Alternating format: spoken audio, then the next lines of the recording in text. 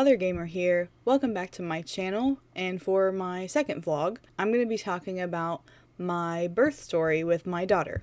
As I told you in the introduction video, if you haven't watched that, I'll link it here at the end of this video so you can watch that. But as I said in the introduction video, I experienced a pregnancy loss through an ectopic pregnancy in which ruptured my fallopian tube and caused me to internally bleed and almost die. That was in 2018, in May 2018. And basically what happened with that was the doctor I went to, that I had to see, was the person on call for my surgery. I had to go to her for follow-up and things like that. And basically I was given the runaround for several months of just not knowing if I was ever going to be able to conceive again or anything like that. The first appointment that I scheduled was in November, I think. May, June, July, August, September, October, November. Yeah, I had to wait 6 months after my surgery, or so they said, to get my other remaining fallopian tube tested to see if it was healthy and I would be able to conceive naturally, or if I would have to do IVF or something like that. So I waited 6 months and made an appointment of which I thought was going to be the appointment that would tell me if my other fallopian tube was healthy. And I really amped myself up. I was ready to do whatever, and I got to the appointment, sat in the waiting room for almost 3 hours just to be told in 20 minutes that I had to schedule an appointment to get that procedure done to test my other fallopian tube. So needless to say, I was pretty devastated. The pregnancy loss really destroyed me, and I spent many months being just completely broken and seeing people have babies and get pregnant and all this stuff, and it really just completely destroyed me. So that appointment, I was excited to see if we were gonna be able to try again, because we wanted to try again as soon as possible and things like that. And it was nothing. So I had to wait another few weeks to get that procedure done. I think it was a week or two actually. And the procedure, I don't even remember what it was called now, but basically what they had to do was they were supposed to go up into my uterus and check my other fallopian tube with this balloon, and they inserted a dye, but the balloon kept slipping. And so after about the third or fourth time that I think it was a radiologist who saw me there, the third or fourth time that the radiologist tried and it kept slipping, she literally yanked out the balloon and said, "I'm done, this isn't happening," and walked out of the room. Didn't say anything other than that. Didn't say anything to me, and I was devastated again. So after that, I called my regular OBGYN that I've been with for years, since I was 16.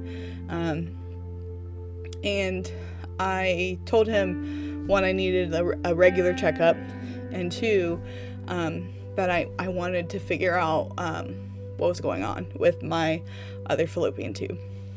And so at my regular checkup, he got me in a week basically for my regular checkup, and he told me at the appointment that he would get me in the next week to do an ultrasound on my fallopian tube. Easy as that, an ultrasound, to look at it and see if it was healthy. And so I went in for my regular checkup. The next week I went in for the ultrasound, and literally the lady took maybe 10 pictures or whatever, went through all the stuff, did internal, did external. And then I sat in a waiting room, or not a waiting room, in a room for maybe 15 minutes, and my OBGYN came in and he said, "Everything looks good, so you can conceive naturally again." And it literally took a week for him to figure that out. And he also didn't really understand why it took so long for them to look at my other fallopian tube. So I don't know. So basically I was put through several months of heartache and brokenness for no reason. But my OBGYN, who I absolutely adore, really fixed everything, kind of. And so that appointment, that ultrasound, was on December 27th. And I found out I was pregnant with our daughter on January 24th, the day after my aunt died. So basically with this pregnancy, I was obviously terrified. My OBGYN got me in immediately when I found out I was pregnant. I literally came in like 2 or 3 days after I'd called. And I was in there every single week when they were checking. And when they found the gestational sac, I was, I think, 6 weeks pregnant, and my best friend Mackenzie was with me, and we both cried, and we were very excited. So long story short, the pregnancy went fine, basically up until the end of it, when I was incredibly stressed out from work. My blood pressure was like out of control. Just everything was kind of like putting stress on me, and I ended up developing preeclampsia, in which I had to go to the hospital on a day that I had an ultrasound scheduled. And we went in for an ultrasound, and my OBGYN checked my blood pressure and checked the baby, and she wasn't moving as much as usual. And so he sent me to labor and delivery, which they tried to maintain my blood pressure. It was just like up and down, up and down, up and down. And finally, the doctor that was on call there, because my OBGYN wasn't there, he wasn't on call, finally said, we're gonna have to do a C-section, which I had a panic attack about, because that was the absolute last thing that I wanted to do whatsoever. I did not want a C-section. I didn't want an epidural. I didn't want anything. And so I had a panic attack about it, and couldn't breathe, and sobbed to my husband, who is really good at calming me down. So he helped me through everything. So I had my daughter on September 9th at 7:30 p.m. and I didn't get to hold her for several hours. When she was born, her umbilical cord was wrapped around her neck twice, which is kind of funny, because when I was born, my umbilical cord was also wrapped around my neck. And she was taken back when I was into recovery into the nursery to make sure she was okay, and everything like that. And then finally, when we got into our room, they brought her in after maybe like an hour or so, and I finally got to hold her, try to breastfeed her, do skin to skin, all of that stuff. And it was the best day ever, to be honest. So she was actually a month early. Her original due date was October 9th. And because of the preeclampsia and all of that stuff, I had to deliver her at 36 weeks. And she weighed 6 pounds 4 ounces, and she was the smallest baby I've ever held in my life. But yeah, it was the most terrifying day and the most amazing day all at once. It was amazing.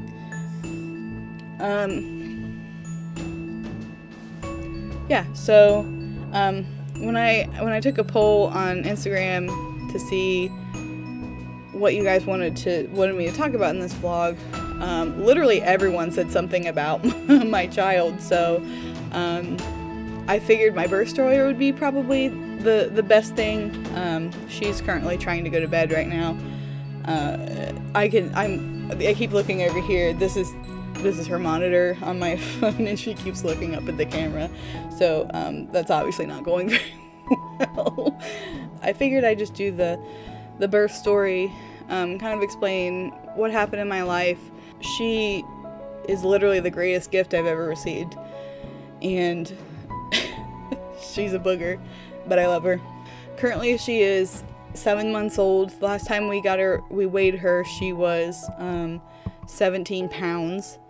She's still so petite, and I know she was a month early, so I really have to think about that, like thinking about where she is in development and things.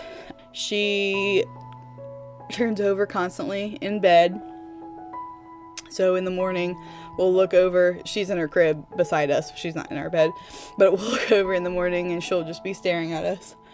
She's kind of making those consonant sounds, the B and D sounds. She kind of understands like hi and hello, and she'll kind of wave. She's amazing, and it was a terrifying experience. I enjoyed being pregnant a lot, but that constant fear of, is something going to happen? Is everything okay? Every single time I went to an appointment, I was terrified of what they might tell me. Yeah, so I just wanted to do my birth story. It's not really that exciting, really. I went into the hospital for labor and delivery at like 11 o'clock in the morning, and I was starving. We didn't eat anything. And I kept asking the nurses and the student nurses that were there. I was like, is there any way I can get something? And they actually gave me beef broth, or chicken broth, which they weren't supposed to give me anything because they pretty much knew that I was going to do a C-section because my blood pressure was so out of control. But they gave me some chicken broth. I never got sick except for, I think, like the last day when I actually started walking, and I was just in like so much pain, and like things were moving, and you know, that had been previously like jostled around, and so it just made me ill. It wasn't from the anesthesia, it wasn't from any of the medicines or whatsoever. It was just from like everything settling back into its place once I started walking. And if you believe that C-sections are the easy way out, I just like you to think about really what I had to go through after I had my panic attack and composed myself and, you know, basically stepped out of my body to experience something I didn't want to. They had me walk into the OR. So I had a catheter, and because they put that in, which is horrible. I had a catheter. I was walking into the OR to get my epidural. They stuck me 3 times. That was honestly one of the worst pains I've ever felt in my life. Epidurals are horrifying. I still have back pain from them, from my epidural, and like I have a weird numbness in my toe. Not to like scare anybody who wants an epidural, but like I did not want one, and there's a reason for it. Yeah, so I got my epidural, which my husband wasn't in the operating room until they had already cut me open, basically. So I was alone with like doctors and nurses and whatever. And so once they got the epidural in, it worked like immediately, and that was a scary feeling because I couldn't feel anything below my chest, basically, and I couldn't move anything, so they had to like flop me around on the table to like get me turned the right way, and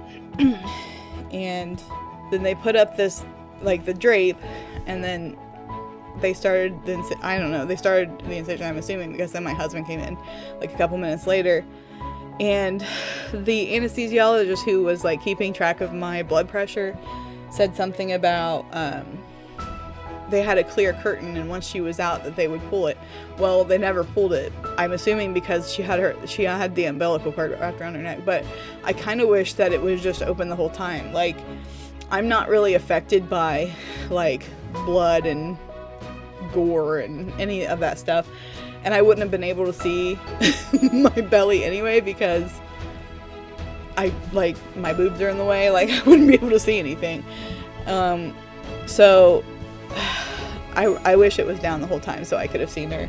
My husband got to see her when she was pulled out. I didn't get to see her until she was cleaned up and, you know, wrapped up and snuggled and open mouth ready for food, basically. Once they had me sewn up and everything, that took the longest because they pulled her out within like 20 minutes, I think, probably not even that long.